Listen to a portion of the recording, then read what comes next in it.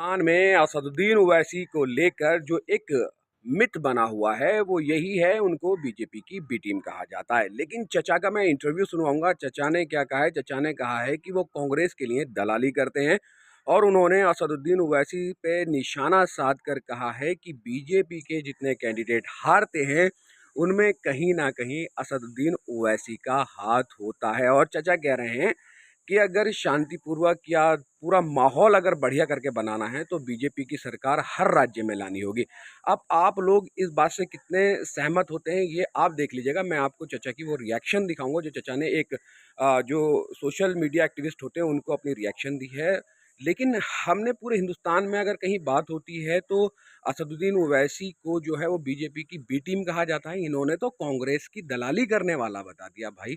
तो असदुद्दीन ओवैसी पे इस तरह के जो है वो एलिगेशन लगते रहते हैं। पहले बीजेपी की भी टीम कहलाते थे, अब कांग्रेस की भी टीम कहला रहे हैं। तो क्या ये बिल्कुल सच्चाई है कि जहां ओवैसी साहब के कैंडिडेट लड़ते हैं वहां बीजेपी का कैंडिडेट हार जाता है, या बीजेपी के कैंडिडेट को असदुद्दीन ओवैसी साहब के जो कैंडिडेट लड़ते हैं उनके लड़ने से फ़ायदा होता है? ये तमाम सिनेरियो जो है वो क्या है? और मैं तो एक बात जानता हूँ कि हिंदुस्तान है, डेमोक्रेटिक कंट्री है, यहाँ पर हर किसी को इलेक्शन में पार्टिसिपेट करने का हक है, चाहे वो कोई भी पार्टी हो। तो अब मुझे बताएं आप कि ये जो चचा कह रहे हैं इसमें कितनी सच्चाई है? से जीना है तो आप बीजेपी का सरकार लाइए।